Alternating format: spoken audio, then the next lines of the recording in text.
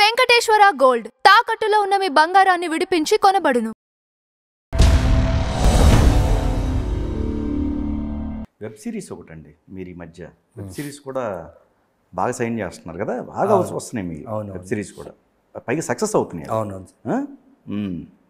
So web series కూడా కొంచెం sceptical sir. ఇప్పుడు ఏమైపోయిందంటే ఒక పాయింట్లో వెబ్ సిరీస్ వచ్చేసి ఇండియన్ కాంటెంట్కి సరిపడేలాగా చేసేవాళ్ళు, ఫ్యామిలీస్ చూస్తారు, వ్యూవర్షిప్ కావాలి అనేసి.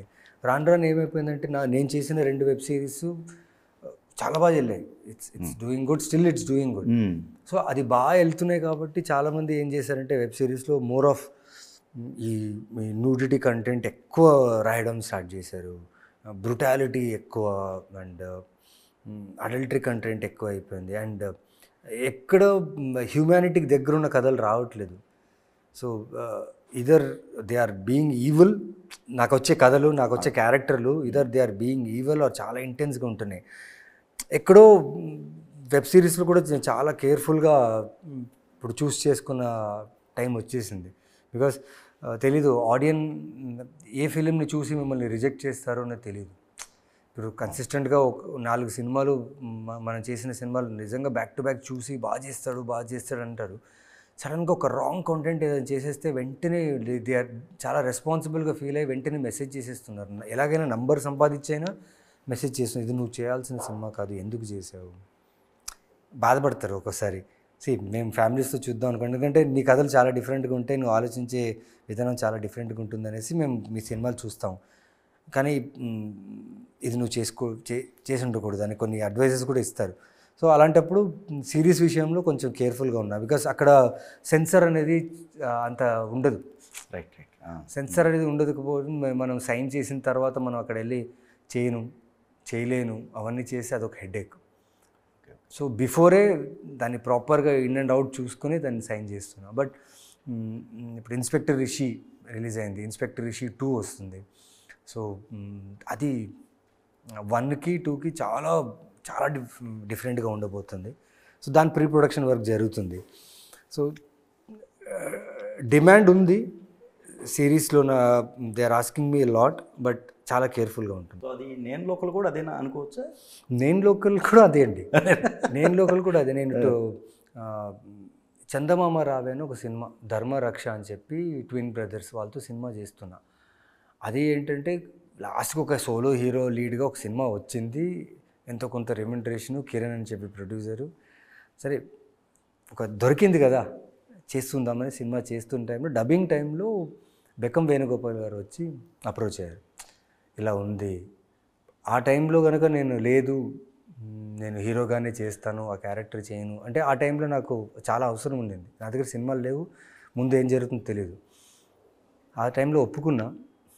అది నాకు చాలా పెద్ద కంబ్యాక్ అది.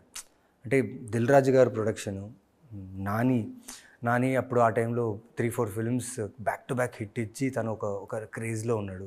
కీర్తి సురేష్ అక్కడ తమిళ్లో చాలా పెద్ద హిట్ ఇచ్చారు, కాంబినేషన్గా చాలా బాగుంది. త్రినాథ్ రావు గారు డైరెక్టరు, ప్రసన్న, అంటే ఓవరాల్గా కాంబినేషన్ చూస్తే ఎవ్రీథింగ్ వాజ్ బిగ్. నాకు అది ఆపర్చునిటీ, నాకు దాని నుంచి ఎక్స్పెక్ట్ చేయడానికి ఏం లేదు, ఆపర్చునిటీ. ఆ ఆపర్చునిటీ నేను ఉపయోగించుకున్నాను అంతే. వచ్చిన ఆపర్చునిటీ ఉపయోగించుకుని అక్కడి నుంచి నో టర్నింగ్ బ్యాక్. ఓకే.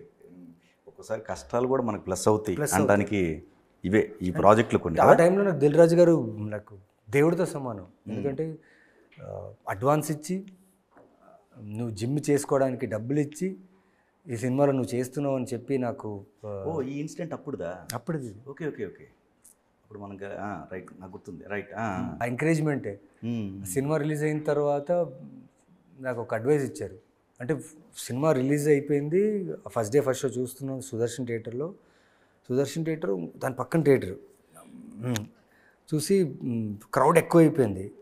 ఇప్పుడు నా డ్రైవర్ నా కార్ ఎక్కడో ఉంది, ఆయన చేయి పట్టుకుని నన్ను లాక్కొచ్చేసారు, ఆయన కార్లో కూర్చోబెట్టుకుని ఒక చాలా మంచి అడ్వైస్ ఇచ్చారు. చూడు నవీన్, ఇక్కడ నువ్వు నిలదొక్కోవాలంటే నువ్వు హీరోగా చేస్తున్నావు, ప్రయత్నిస్తున్నావు, ఓకే, అది చేస్తుండు, బట్ నువ్వు క్యారెక్టర్ రోల్స్ కూడా చేయాలి. ఇలాంటి రోల్స్ చేసినప్పుడు, ఇప్పుడు చూడు, నువ్వు ఇలాంటి రోల్స్ చేసినప్పుడు ఇంతమంది ఆడియన్స్కి నువ్వు పరిచయం అయ్యావు, సో చేస్తుండు, అది చెయ్యి ఇది చెయ్యి అని ఆయన ఇచ్చిన అడ్వైజ్ ఇది. ఓకే. దిల్ రాజు గారు ఇచ్చిన అడ్వైజ్ అక్కడి నుంచి నేను టేక్ ఆఫ్ చేసుకున్నాను అంతే. కానీ ఈ బాలరెడ్డి చేసిన తర్వాత మీకు వచ్చాయా నెగిటివ్ షేడ్స్ ఉన్న క్యారెక్టర్స్ వచ్చాయి? లేదు సార్, అదే సార్, టైప్ కాస్టింగ్ అయిపోతానేమో అని చాలా భయపడ్డా నేను. ఓకే, ఆహా. లేదండి, రాలేదా? రాలేదు. నాకు నెగిటివ్ రోల్స్, దాని తర్వాత నెగిటివ్స్ రోల్ రాకుండా నాకు ఇంకా హీరోగా సినిమాలు చేశాను 2-3 సినిమాలు అప్పుడు. ఓ, ఇది ఇచ్చేస్తారు. యూజువలీ ఒక పోలీస్ క్యారెక్టర్, ఒక నెగిటివ్ క్యారెక్టర్ చేస్తే టైప్ కాస్ట్ చేసేస్తారు. కరెక్ట్, టైప్ కాస్ట్ చేసేస్తారు. అవును. నాకు అదే భయం ఉన్నది. నేను రాజా రవీంద్ర గారితో మాట్లాడేప్పుడు, సార్ ఇలాంటి రోలే వస్తాయంటే, వస్తాయి చేయండి, దాంట్లో మీరు యాక్టర్గా మీరు డిఫరెంట్గా ఎలా చేసుకుంటారు వచ్చేయండి, వస్తాయనేసి మీరు ఇదే రోల్ అంటే ముందులా అయిపోద్ది మీకు, ఓకే అన్నారు. చాలా క్లారిటీ ఇచ్చారు నాకు. ఏం లేదు, ఇంట్లో కూర్చోవాలి మీరు, మళ్ళీ వచ్చింది చూసి దాంట్లో చూస్ చేసి చేసుకున్నారు. అలా చూస్ చేసుకుని చేయడం వల్లే రెండు బ్యాలెన్స్ చేయగలుగుతున్నాం. Okay okay.